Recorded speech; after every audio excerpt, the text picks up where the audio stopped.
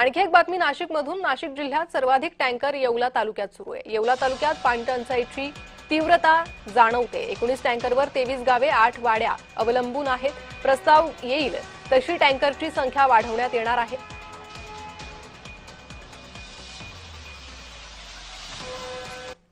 नाशिक जिल्ह्यातील येवला तालुक्यात आता भीषण पाणी टंचाई जाणवू लागली आहे। आपण बघितलं तर जवळपास 19 टँकरद्वारे या गावासह वाड्या वस्त्यांवर पाणी पुरवठा केला जात आहे। अक्षरशः टँकरद्वारे येथील नागरिकांची ताण भागवली जात आहेत। आपण बघितलं तर नाशिक जिल्ह्यात सर्वाधिक जी टँकरची संख्या आहे ती येवला तालुक्यात आहे। आपण बघितलं तर 19 टँकरद्वारे 23 फेऱ्या 32 फेऱ्या केल्या जातात दिवसभरात। आपल्यासोबत काही महिला देखील आहे। काय सांगाल की टँकर किती दिवसापासून येतो? टँकर 15 दिवसापासून. उन्हाळ्यात अशी परिस्थिती? हो, अशीच असते. तुमचं लग्न किती वर्ष झालं? माझ्या लग्नाला 2 वर्ष झाली. त्याच्या अगोदर कसं हो, होतं? तसं त्याच्या अगोदर पण असंच होतं.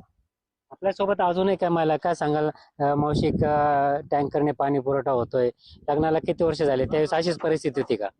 हा, त्या आधीपासून अशीच परिस्थिती. आमच्या गावाला खूप पाणी टंचाई आहे. काय मागणी करशील?